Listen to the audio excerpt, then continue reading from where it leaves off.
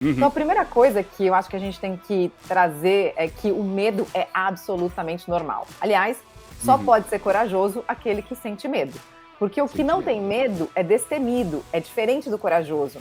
O corajoso é aquele que sente o medo e avança a partir do medo. O destemido é aquele que não considera o medo. E isso é um perigo, porque o medo é uma informação importantíssima. O medo não existe à toa. O medo ajudou a gente, né? A evoluir, né? Ajuda a espécie, gente a exatamente. sobreviver, exatamente. Porque se a gente não tiver medo, por exemplo, de um leão, a gente fica lá na frente dele e a gente morre. A espécie teria acabado, né? O especial Mulheres Executivas do Experiências Extraordinárias tem o apoio da Gênesis, a maior plataforma global em cloud para atendimento a clientes e experiência do cliente. E é oferecido pela Van Creative Flower, sua nova e exclusiva forma de presentear com flores. Olá, pessoal. Bem-vindos a mais um episódio do Experiências Extraordinárias.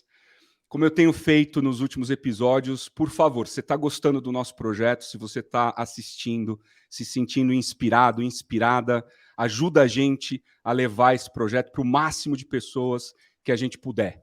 Ajuda a gente compartilhando o vídeo, ajuda a gente se inscrevendo nos nossos canais, a gente está em todas as mídias sociais. Curta esse vídeo aqui no YouTube, porque isso faz com que a gente consiga levar nosso projeto para o máximo de pessoas possível. Nosso grande objetivo no Experiências Extraordinárias é trazer executivos, executivas do mercado que possam contar as suas histórias e ajudar a gente a se inspirar, ajudar a gente a ter um conhecimento que talvez, como disse aqui um participante, nem numa faculdade nós teríamos. Hoje eu recebo uma pessoa super especial. A nossa convidada de hoje diz que quer morrer com 107 anos, com uma cachoeira no quintal.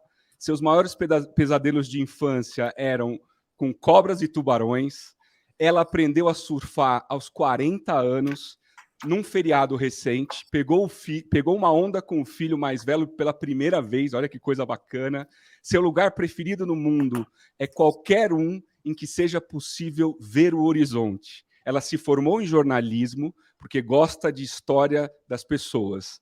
E se você quiser ter uma boa conversa com ela, não a deixe com fome nem com sono. Ela vira bicho. Tô um pouco com medo dessa parte, porque nós estamos gravando aqui bem na hora do almoço. Mariana Ferrão, obrigado por estar aqui. Um prazer, uma honra receber você. Sei que a sua agenda é mega complexa, sei que você acabou de sair de um compromisso, então super agradecido por você estar aqui hoje com a gente. E eu queria passar a palavra para você se apresentar para nós. Nossa, obrigada, Rodrigo. Você sabe que eu vim aí de uma... Semana passada eu vim de uma semana de lives com mulheres extraordinárias.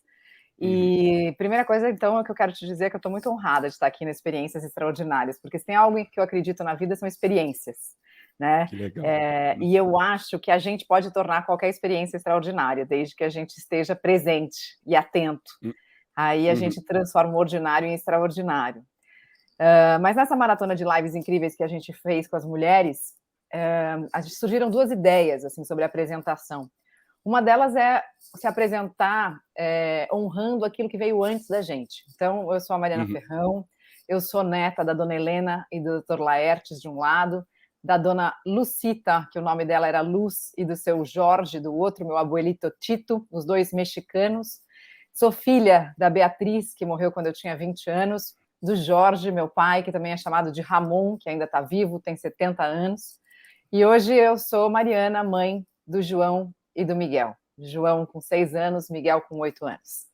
E a outra maneira de se apresentar que a gente trouxe para sugerir para as pessoas, porque a gente entrevistou uma moça que me inspira muito, que é a Dandara Manuela, que é uma cantora, é uma mulher negra, forte, poderosa, que se ama e botou a voz no mundo. Ela tem uma música que me encanta, chamada Minha Prece. E o que eu comentei nas lives é que eu acho que todo mundo deveria ter uma prece para chamar de sua. Então, a minha prece do momento é: acordo e faço os meus acordos. Seguro na minha mão e não solto. Vou. Não paro, mas nunca extrapolo. Vou de boa, vou com calma, vou sempre com alma, eu vou. Uau! Fantástico! Obrigado, Mari. Obrigado por começar assim dessa forma tão inspiradora.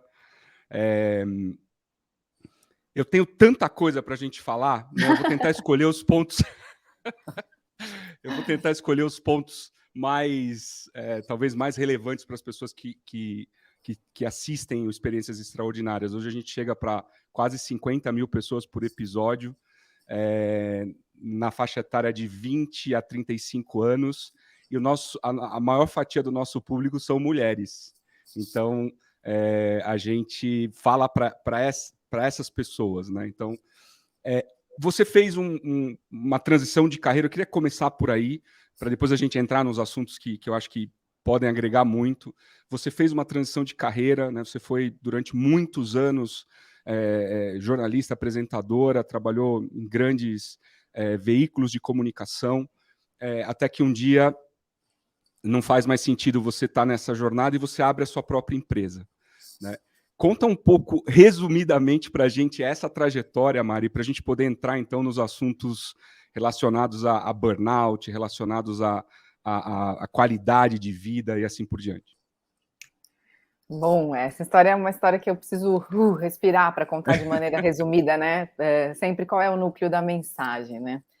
Mas o núcleo da mensagem, eu não me sentia eu mais trabalhando na TV Globo, onde eu trabalhava antes de pedir demissão do Bem-Estar, né? Eu fiquei 8 anos no Bem-Estar, foram 11 anos ao todo de Globo, sem contar meu tempo de estagiária, porque eu fiz estágio na Globo, saí, fui para a Band, depois voltei para a Globo, né? E eu sempre fui muito apaixonada por tudo que eu faço, e sempre tentei me apaixonar pelo que eu faço, mesmo quando você entra, sabe, numa função nova, você fala, será que eu vou gostar disso aqui? E aí eu não tenho outro jeito de viver a vida se eu não estiver apaixonada por aquilo que eu faço. Então, eu me apaixonei pelo Bem-Estar, mesmo que essa paixão não tenha surgido no primeiro momento do Bem-Estar, porque na época em que eu fui convidada para fazer o Bem-Estar, eu estava apresentando o Globomar, que aí sim era um projeto que eu era completamente apaixonada. Era muito legal. Era muito legal. E eu estava também trabalhando como repórter no Fantástico. E trabalhar como repórter no Fantástico é muito apaixonante, porque você pode propor experiências extraordinárias a cada semana e ser autorizada a fazer. E não só autorizada a fazer, mas bancada a fazer, o que é muito sensacional. Tem o budget, tem a equipe, tem tudo, né? Olha que eu ainda peguei o Fantástico já numa época que o budget não era assim tão extraordinário. Mas mesmo assim ainda dava para fazer muita coisa legal. E aí eu fui chamada para fazer o Bem-Estar. Falei, caraca, mas todos os dias, no mesmo horário, falando do mesmo assunto, né? Como se saúde fosse todo dia falar do mesmo assunto, né? A gente achava que as pautas iam acabar rapidamente e a gente ficou lá 8 anos tranquilamente, poderia ficar a vida inteira falando disso, não vai acabar nunca, porque saúde é todo dia e saúde é a nossa vida, né? Então, quando eu fui fazer o Bem-Estar, eu pensei assim, quando a gente vai fazer um programa novo na TV, chama piloto, né? Vai testar, então a gente faz um piloto para ver se a direção aprova e tal. Aí eu fui fazer esse piloto, falei, nossa, tomara que eu não passe, tomara que não me aprovem, tomara... E aí, porque eu queria continuar no Globomar e no Fantástico. Mas eu fui aprovada para fazer o piloto. E aí começa aquela coisa assim, bom, você tem um programa todo dia na Globo, né? Você queria ser apresentadora, há muito tempo eu queria ser apresentadora da Globo e ter um programa diário. É a sua chance, agora chegou, né? Tudo bem, não chegou do jeito que você queria. Bom, mas então vamos lá. Né, se conhecendo do jeito que você conhece, agora o jeito é você se apaixonar por aquilo que você faz. E um bom jeito de se apaixonar pelo que a gente faz, eu sinto pelo menos, é a gente estudar. Porque quanto mais a gente aprende sobre determinado assunto, mais a gente sabe que a gente não sabe. E o fato é que saber o que eu não sei me deixa muito apaixonada, porque daí eu tenho vontade de saber mais, assim, eu tenho sede de saber, né? Tenho muita curiosidade em conhecer as coisas profundamente. Então, quando eu fui estudando, eu fui vendo, nossa, que legal isso, nossa, que legal aquilo. E aí eu fui me apaixonando pela questão da saúde. E fui aos poucos, aí muito aos poucos, entendendo o que essa questão de trabalhar com saúde tinha a ver com a minha história de vida. De uma pessoa que teve uma depressão grave aos 17 anos, que pensou em se matar nessa época, que chegou a ficar 2 meses sem sair do quarto, que tomou remédio para depressão, enfim, um longo processo aí de recuperação desse quadro de depressão. E a partir desse quadro de depressão, eu construí pilares da minha saúde que para mim são muito fundamentais até hoje. Então, primeiro, alimentação, atividade física e sono. E aí eu falei, caramba, mas o que eu fiz lá aos 17 anos, por muito medo de voltar ao fundo do poço da depressão, é pilar de saúde de todo mundo. Nossa, então eu tenho um lugar de fala nesse programa. E aí foi muito legal me colocar nesse lugar de alguém que tinha experimentado um fundo do poço por uma doença grave, enfim, que te tira toda a vontade de viver, e depois está podendo falar sobre aquilo que eu construí. Não necessariamente, porque eu não me colocava tanto no bem-estar, mas assim, eu podia falar de um lugar de fala conhecido, do quanto era difícil transformar hábito, do quanto era difícil sair de uma depressão. E aí tudo bem, então eu comecei a me apaixonar mais e mais e mais pelo programa. E isso significava que eu pensava no programa mesmo quando eu não estava na Globo. Eu olhava, sei lá, ia caminhar no parque, eu falava, nossa, isso dá uma pauta para o bem-estar, nossa, aquilo ali também. Ia anotando, né, meu bloco de notas do celular, até hoje tem os registros das ideias que eu pensava para o programa. Só que num determinado momento, e isso aconteceu mais ou menos depois que eu tive meu segundo filho, que o João nasceu em 2016, eu comecei a perceber que as ideias de pauta estavam diminuindo.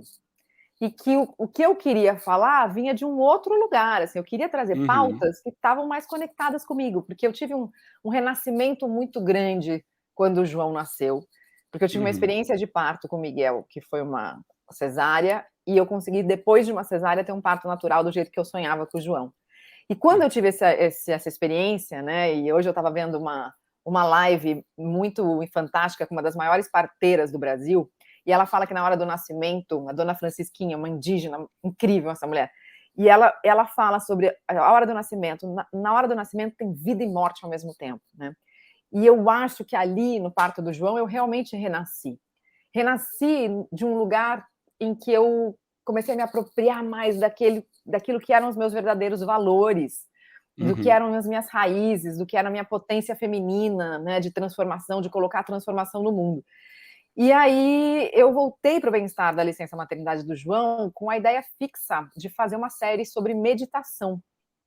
Porque eu medito desde os 12 anos de idade, a gente pode falar daqui a pouco disso, mas por uma coincidência, por um anjo que entrou na minha vida e me deu um livro de presente de meditação, que eu nem sonhava o que era.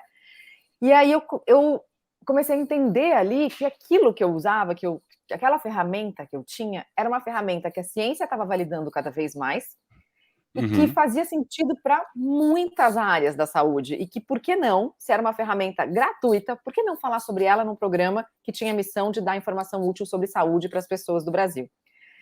E aí eu voltei com esse projeto, com a série escrita, e foi o primeiro lugar que foi a primeira vez que uma ideia de pauta surgiu do meu coração. Surgiu de um lugar que era importante para mim, e não importante só porque eu achava que podia ser legal para quem estava vendo. Era do meu coração que surgia aquilo. E eu achei muito extraordinário trazer para a TV algo que surgia do meu coração. E começaram a surgir mais coisas do meu coração, porque o coração, ele tem uma peculiaridade, assim, quanto mais você abre e deixa as coisas saírem de lá de dentro, mais ele se abre para você. E mais ele te conta as coisas que estão lá dentro, né? E aí começaram a vir outras coisas. E quando começaram a vir outras coisas, eu percebi que nem todas as coisas tinham a ver com a Globo, e nem todas as coisas tinham a ver com o bem-estar. Então, onde é que eu ia colocar essas coisas que precisavam sair do meu coração? E aí começou a sair de mim a Soulme, né? A germinação, a semente do que ia ser a minha empresa hoje, que é a Soulme. A primeira coisa que eu fiz da Soulme, ainda trabalhando na Globo, foi uma jornada de explorescência, né, de autoconhecimento, para as pessoas entrarem em contato com a verdadeira natureza delas, que é o Unboxing Me, e que surgiu de um painel que eu estava mediando, ainda apresentando bem-estar. A gente estava falando sobre propósito, tinha um psiquiatra, que era o Rodrigo Bressan, e uma psicóloga, a Janete Macul. E o Bressan disse assim, gente, é o seguinte, sobre longevidade, para a gente viver mais e mais feliz, a gente precisa saber qual é o nosso propósito aqui. E aí a Janete virou e falou assim, e para a gente conhecer o nosso propósito, a gente precisa conhecer a gente precisa saber quem a gente é. Aí uma menina levantou a mão da plateia e disse, tá bom, Janete, mas como é que eu faço para ser eu mesma? Aquela pergunta fez assim em mim, ó. O clique, né? Falei, caramba, essa é a pergunta que eu nunca pensei em fazer, mas que é a pergunta que eu queria ter me feito desde que eu nasci.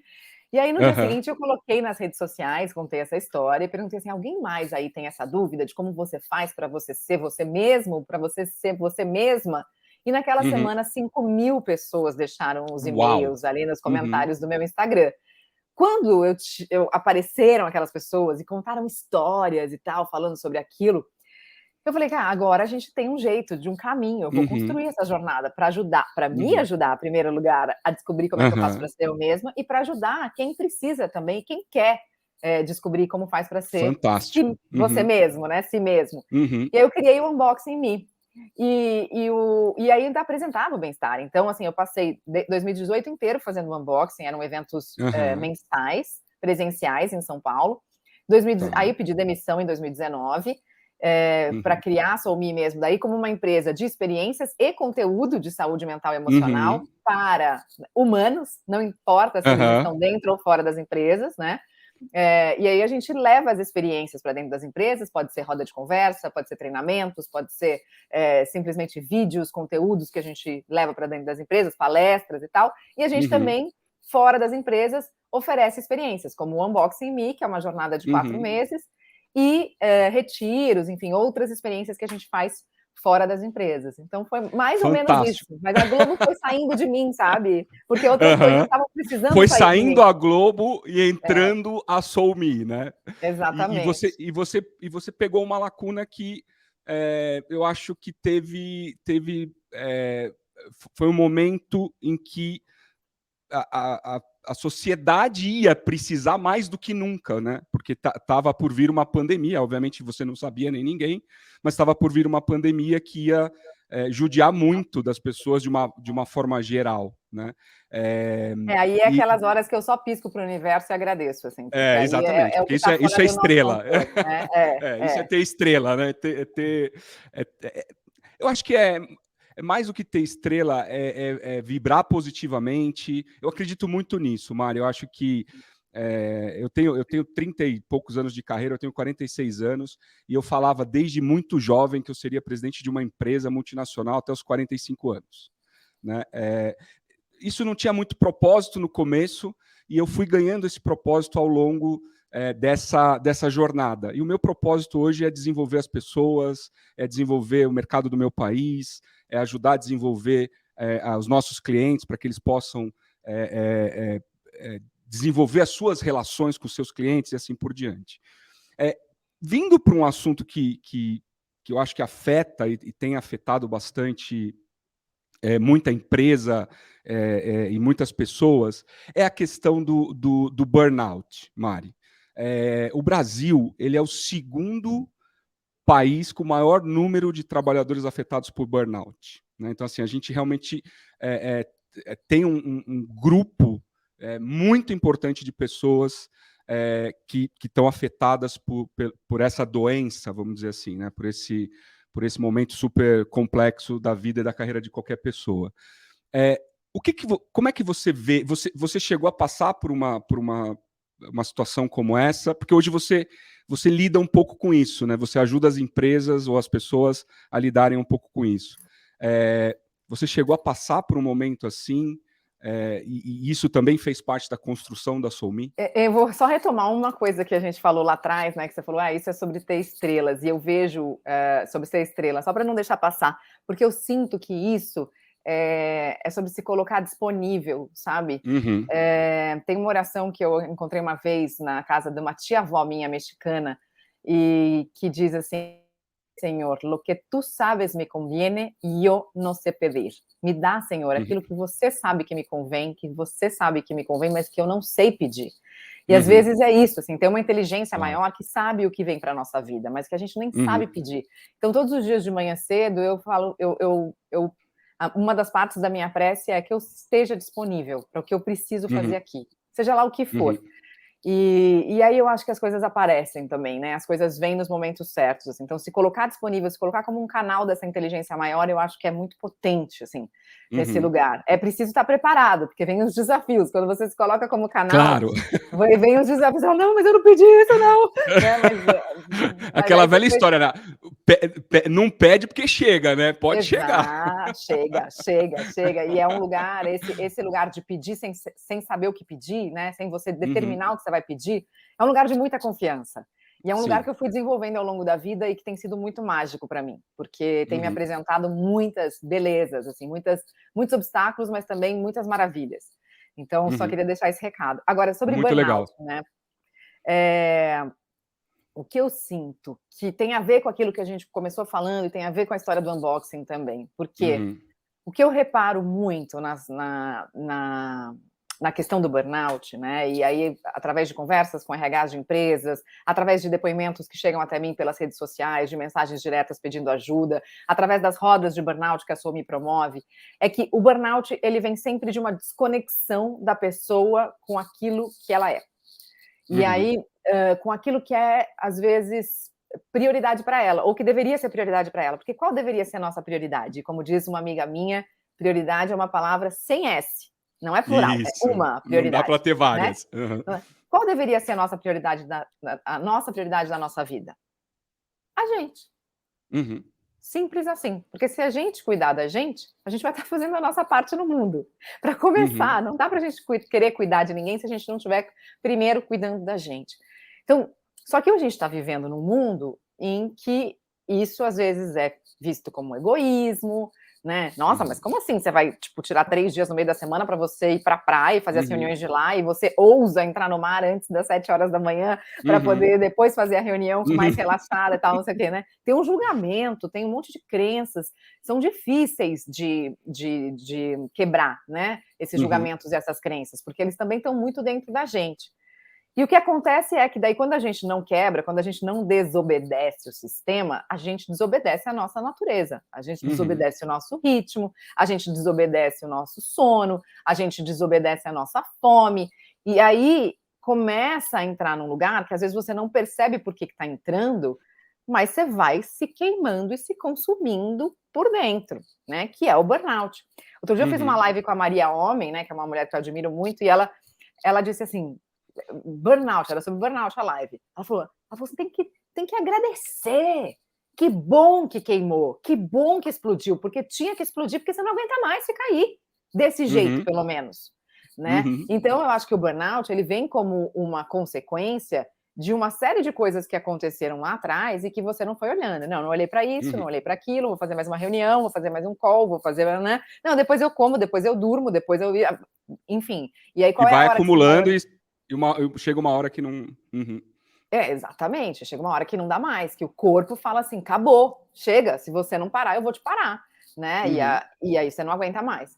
Então, outro dia a gente fez uma roda de burnout, né, na SOMI, e a gente teve alguns depoimentos que me marcaram muito. Um deles foi de uma médica, uma neuro, que disse assim, na sala de grupinhos, que a gente divide as pessoas em grupos, né, para elas terem mais acolhimento na hora da partilha. Sim. E ela disse assim, eu rezo há algum tempo para ter um câncer, porque o câncer vai me autorizar a que eu me sinta e que vai me autorizar a ser olhada por outra pessoa, a ser cuidada por outra pessoa, porque eu não aguento mais cuidar. Então, olha que loucura, onde chegou.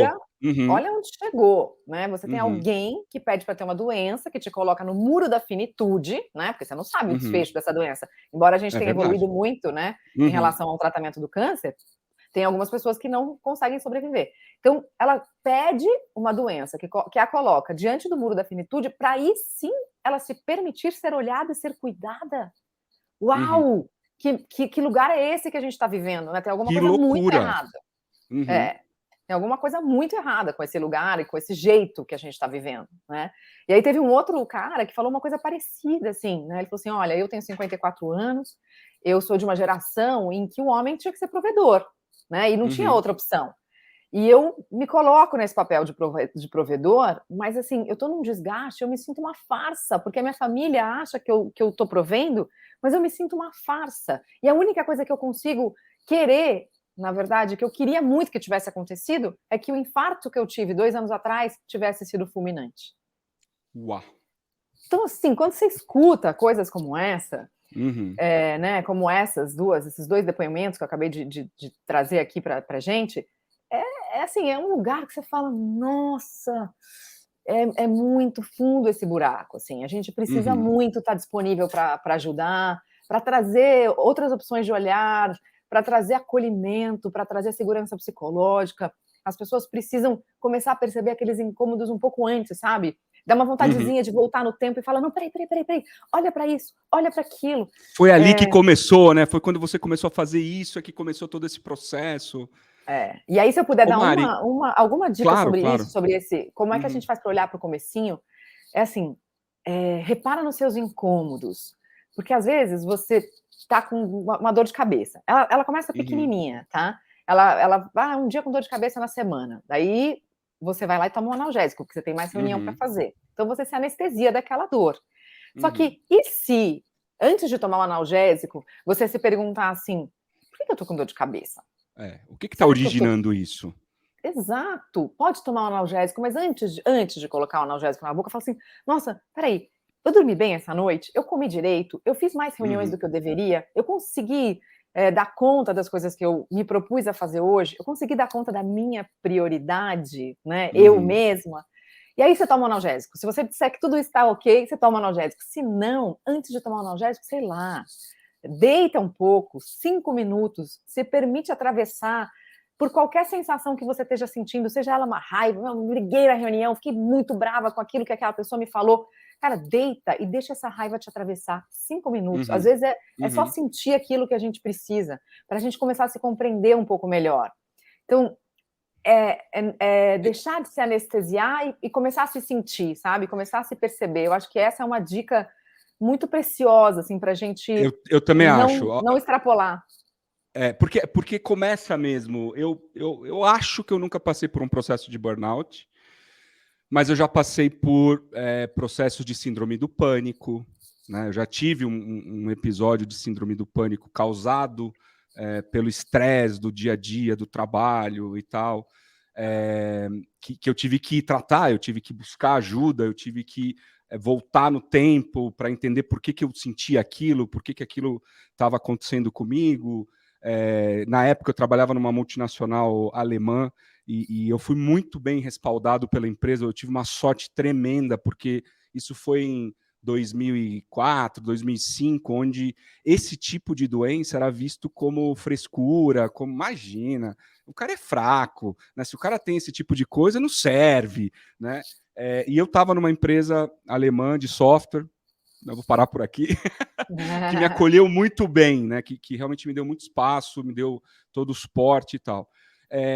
E hoje eu vejo, como líder de uma empresa aqui no Brasil, eu vejo o quanto é importante a gente cuidar das nossas pessoas, porque no final do dia são elas que vão fazer as coisas acontecerem, né? São elas que vão fazer a história toda da empresa, não importa o que seja a sua empresa, né? No fundo, são as pessoas que vão fazer a empresa acontecer. Eu acho que é um tema maravilhoso, tem muito assunto para a gente discutir, mas eu queria, Mari, voltar um pouquinho lá na sua transição de carreira, porque muitas das pessoas que assistem a gente estão justamente no momento de avaliar uma transição de carreira, né? Tem um dado, eu não me lembro exatamente o percentual, mas é um percentual altíssimo de profissões que vão deixar de existir no futuro, mais de 80%, e um percentual altíssimo de pessoas que não atuam nas suas áreas de formação, né? Então, para essas pessoas que estão nos assistindo, né, e pensando em pivotar a carreira, pensando em trocar de carreira, empreender, como é que foi esse processo dentro de você? Eu entendi que você teve um propósito, você teve um clique, né? Mas como foi na prática isso, né? Deixar de ter um salário, né? Deixar de trabalhar numa emissora super grande, e começar a batalhar pelo seu sonho, pela sua própria empresa? Bom, na prática foi dificílimo. Eu me lembro muito que as pessoas diziam para mim assim, né? Quando eu anunciei no Instagram que eu tinha pedido demissão, eu recebi milhares de mensagens. Nossa, eu queria muito ter sua coragem, eu queria ter sua coragem, eu queria ter sua coragem. E aí eu costumava brincar assim, as pessoas estão dizendo que elas queriam ter minha coragem, mas elas não sabem que o que eu mais senti nesse processo foi medo. Então, a primeira coisa que eu acho que a gente tem que trazer é que o medo é absolutamente normal. Aliás, só pode ser corajoso aquele que sente medo. Porque o que não tem medo é destemido, é diferente do corajoso.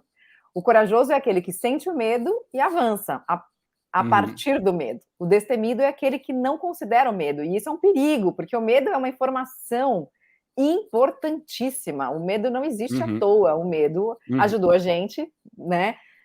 A evoluir, né? Ajuda a gente a sobreviver, exatamente. Porque se a gente não tiver medo, por exemplo, de um leão, a gente fica lá na frente dele e a gente morre. A espécie teria acabado, né? A mesma coisa de tempestade, de furacão, seja lá o que for. Então a gente precisa do medo como essa informação absolutamente fundamental. Eu tinha muito medo. E essa questão que você falou do salário era um dos meus medos, porque eu não tinha dinheiro guardado. Eu me lembro que um pouquinho antes de pedir demissão, sei lá, eu já tinha marcado a conversa com o diretor-geral da Globo para pedir demissão e eu encontrei uma amiga minha, a Isabel, que estava dando um curso sobre finanças para mulheres junto com autoconhecimento. Foi incrível esse curso, assim. E eu falei, Bel, eu preciso desse curso. E eu contei para ela que eu estava pensando em pedir demissão. Eu não falei assim exatamente quando, né? Ela falou assim, Mari, se você está pensando em pedir demissão, pelo menos, assim, guarda 1 ano de salário, né, para evitar. Aí eu olhei e falei assim, vai ser semana que vem, eu não tenho nenhum salário guardado. E eu não contei para ela isso, mas na hora eu fiquei com mais medo ainda, assim, eu falei... E foi interessante, assim, porque por alguns meses, mas não foram muitos, tá, mas por alguns meses, uns 2, 3 meses, eu enfrentei isso dentro de mim, esse medo de não ter dinheiro. E esse medo de não ter dinheiro me deixou mais empática com as pessoas que passam por isso. Porque o dinheiro, ele atua num lugar... para mim, dinheiro é energia e é meio, né? Ele não é fim de nada, ele é um caminho para a gente chegar onde a gente quer e para a gente... né? Ele não é fim. Mas, na hora que o dinheiro falta, se você não tem o básico, né? Na hora que você tem medo do dinheiro faltar, ou que de fato o dinheiro falta, acabou. Não tem mais espaço para nada. Não adianta você vir aqui me falar que a gente tem que respirar, que a gente tem que se lembrar, que a gente tem que dormir. Não tem como fazer isso, né? Então, assim, eu acho que ter passado por esse medo me deixou mais consciente de que na hora que falta o básico, não tem como você falar de nada além. Porque daí todo o nosso ser tá voltado para o básico. Então, eu acho que essa é uma questão muito importante, assim, de fato, não dá para desconsiderar e fazer na louca, tipo, não, então eu vou embora, tipo, porque aí tem uma questão de privilégio mesmo meu, considerando também e honrando o que eu tinha construído, o fato de você estar muito tempo como pessoa pública te traz portas abertas, né? Te abre portas. Então, isso ajuda também na hora de ganhar dinheiro depois, né? De fazer novos contratos e tudo isso. Então, eu também sou muito grata e honro demais essa trajetória, mas eu experimentei esse medo. Então, eu acho que esse é um medo que é importante das pessoas considerarem. Então, se você está pensando em fazer uma transição de carreira e você não tem muitas portas abertas, você tem dificuldade de enxergar, pelo menos, essas portas abertas, eu acho que para você estar mais seguro, mais confiante, é legal realmente você ter um colchão financeiro. Né? Ou seja, planejar um pouco, planejar na medida do possível, né? Planejar financeiramente também na medida do possível essa transição, né? Sem sombra de dúvida, sem sombra de dúvida. Agora, em relação a, mas então o que eu vou fazer? Nessa semana de lives que a gente fez na semana passada, teve uma frase que eu achei maravilhosa, uma das moças ela era uma publicitária muito famosa e ela tinha, enfim, contratos em grandes agências, trabalhou com grandes nomes da publicidade. Ela desistiu da publicidade na época que ela virou mãe, né? E um belo dia, ela, depois de tempos cuidando dos filhos, acho que 6 anos mais ou menos, ela falou assim, cara, eu quero voltar a trabalhar. E aí ela descreveu a seguinte cena, ela falou, eu transformei a minha mesa de trabalho na minha alma e no meu coração. Quando ela falou isso, eu fiquei pensando no seguinte exercício para quem está em transição de carreira. Por que não? Você tem uma mesa aí na sua casa? Limpa a mesa, tira tudo de cima da mesa, a mesa que você trabalha, ou seja, qual for a mesa. Traz para essa mesa, pode ser através até de um desenho que você vai fazer, se você não tiver um objeto em casa que represente, traz para essa mesa o seu coração e a sua alma. E enxerga o que vem. porque talvez esteja ali o caminho para você descobrir uma nova carreira, um novo propósito, né? Que daí não é talvez a carreira, mas o propósito. É o propósito. Uhum. E eu acho interessante porque o propósito, ele nasce com liberdade. Ele não diz assim, eu tenho que trabalhar na TV Globo e ser apresentadora do Fantástico. O propósito não diz isso. Por exemplo, o meu propósito, meu grande propósito na vida é tocar corações. Como é que eu vou tocar corações?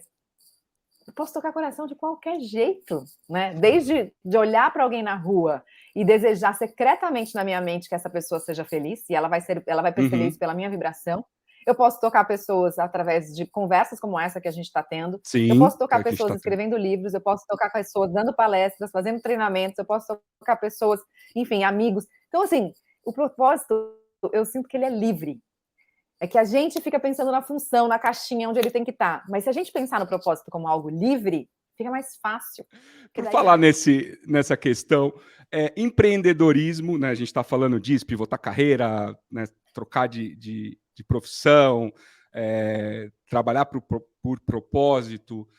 A gente está fazendo uma série esse mês só com mulheres. Né? Estão passando por aqui grandes executivas, deixando diversas mensagens muito bacanas e tal. Você acha que tem uma dificuldade maior do empreendedorismo do ponto de vista feminino por conta da questão dos filhos, por conta da questão da casa? Eu sei que tem já felizmente, né, já tem uma igualdade muito maior hoje em dia, mas eu ainda acho que é um caminho que eu percebo que a gente ainda tem evolução para fazer. Né? Como é que você enxerga isso, Mari? Do mesmo jeito que você, acho que a gente tem muita evolução para fazer ainda nesse caminho. Eu não acho que seja apenas pelo fato de nós termos mais responsabilidade ainda sobre a casa, sobre os filhos, sobre as crianças, sobre tudo. Não acho que seja só sobre isso, mas eu acho que seja não. Eu acho que é também sobre a construção dessa sociedade patriarcal em que a gente vive e que, por exemplo, numa roda de mulheres, antigamente, era muito mais difícil de falar de negócios, né, do que hoje em dia. E hoje em dia, ainda as nossas relações, a maior parte das relações das mulheres não foi criada nesse lugar, né? As nossas relações são de outro tipo. Os homens estão mais acostumados a falar disso, criam mais relações a partir do negócio, a partir do trabalho há mais tempo. Então, mesmo quando a gente vai buscar investimento, por exemplo, né? Assim, pouquíssimas mulheres eu conheço que são investidoras, né? E pouquíssimas amigas que captaram dinheiro para investir nas suas startups captaram com outras mulheres. Então, e isso já, por si só, já é uma dificuldade, porque ali a gente tem uma barreira a ser vencida também, na hora da captação, né? Na hora de... Porque não dá para... Então, eu acho que existe uma barreira muito grande ainda, porque assim, eu ouço muitas amigas que tentaram, por exemplo, captar dinheiro, que ainda estão nesse lugar. Nossa, além de tudo, eu tenho que fazer o pitch, tenho que mostrar por que vale a pena investir em mim, e ainda tenho que fazer tudo isso para homem. Né? Então, assim, tem essa barreira ainda, dessa comunicação, que ainda tem resquícios e vai ter durante muito tempo dessa sociedade do patriarcado que a gente está vivendo, né? E que a gente está tentando transformar. Então, eu acho que tem muitas barreiras para serem vencidas. Acho que conversas francas entre homens e mulheres juntos, né?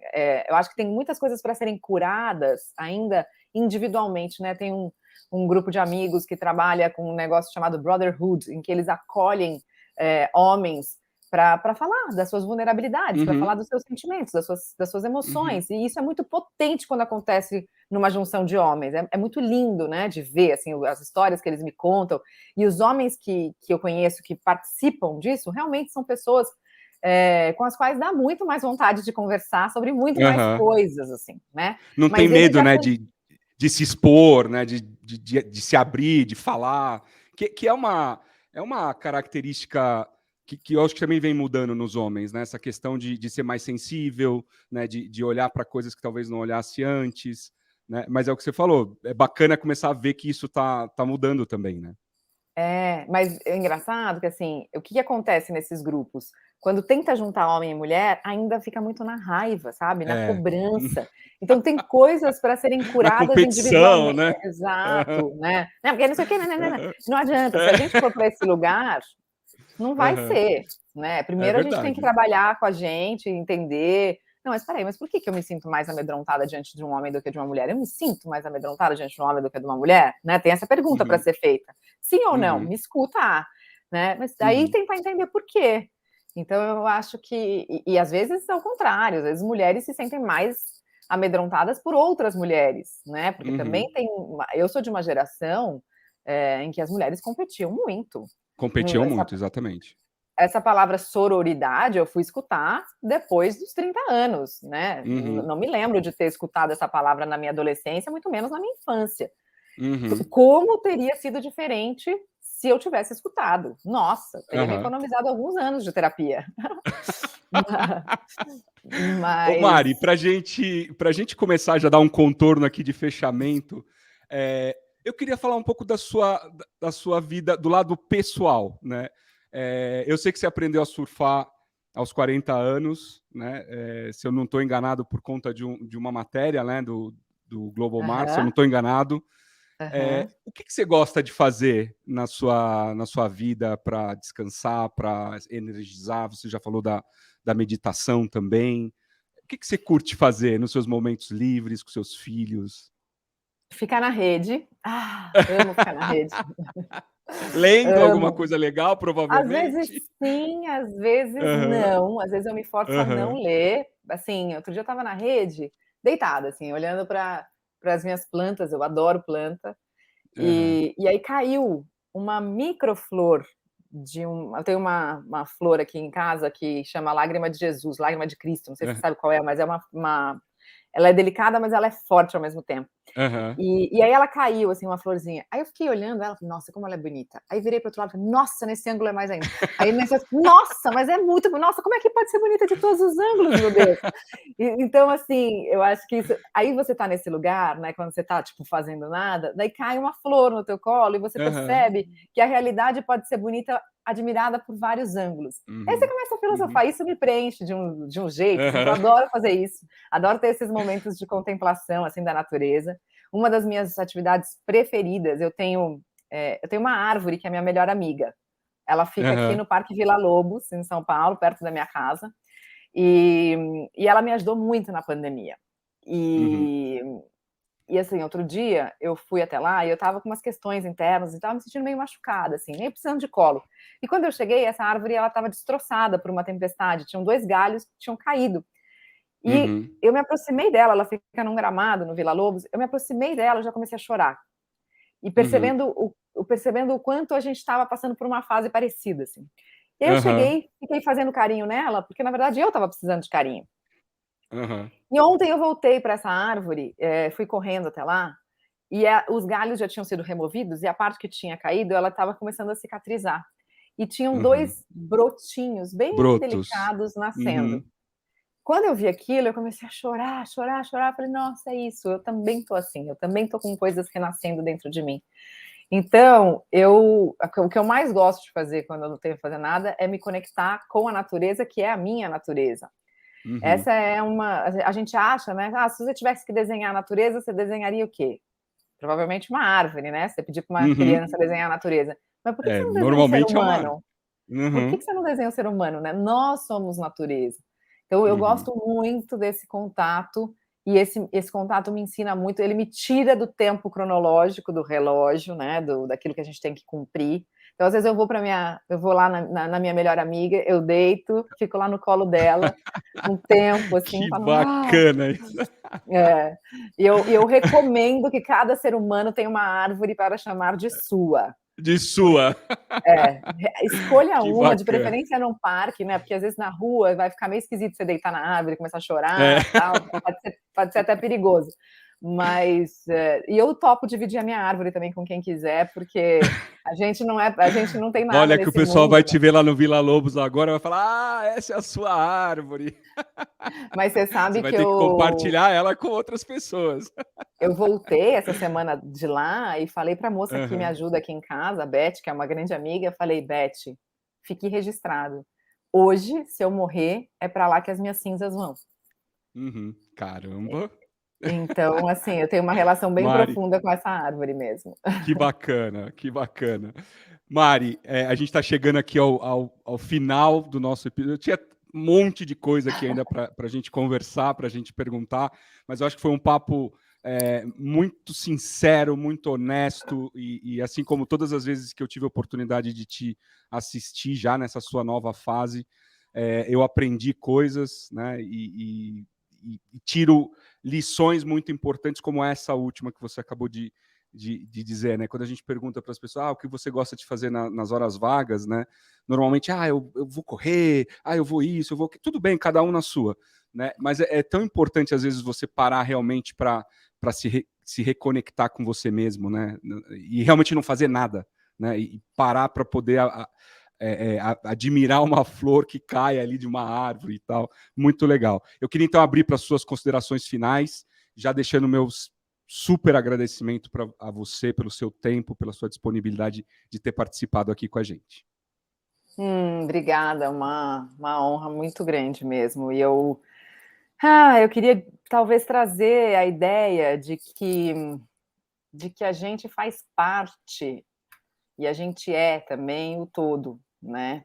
E que às vezes a gente se sente solitário, sozinho nas nossas angústias, nos nossos medos, nas nossas questões, às vezes com depressão, às vezes com síndrome do pânico. E quando a gente se dispõe a pedir ajuda e olhar para o lado, a gente percebe que tem muito mais gente na mesma situação que a gente, né? E isso conecta a gente com a nossa humanidade, que eu acho que o mundo está precisando que a gente se lembre que nós somos da mesma família, da família de humanos. E essa semana eu voltei a fazer aula de dança e eu tive uma experiência muito forte. E eu acho que quando a experiência é no corpo, ela fica mais forte, porque ela fica mais integrada, né, com você. Então, eu tive sabe aquele passo do Michael Jackson, que ele inclina para frente, assim? Sei. O meu professor fez esse passo comigo, né? E a gente estava conversando um pouco e a sensação que me deu, né? Porque ele falou assim, aí você está no eixo, aí você sai do eixo, aí você volta para o eixo. E o que eu lembrei disso? Quando a gente está no eixo, eu estou aqui, estou sobre os meus pés, eu consigo me manter sozinha. Quando eu saio do eixo, eu preciso do apoio dele, eu preciso do apoio do outro. E é o outro que me coloca no eixo de novo. Contar com essa ajuda é absolutamente fundamental para viver. E aí, depois que eu estiver no eixo outra vez, eu agradeço o outro, eu posso continuar junto com o outro dançando, né, nessa dança, ou cada um pode ir para um lado, dar um pouco de liberdade, daqui a pouco a gente se encontra, daqui a pouco é o outro que vai sair do eixo, e eu ajudo o outro a entrar no eixo outra vez. Então, eu acho que isso é mágico, se a gente se lembrar que a gente sai do eixo, porque a gente sai, e que o outro pode ajudar a gente a voltar para o eixo, né? E quem são as pessoas que a gente tem na nossa vida que ajudam a gente a voltar para o eixo? Essa é uma pergunta para a gente se fazer. Quem são? Anota aí, faz uma lista.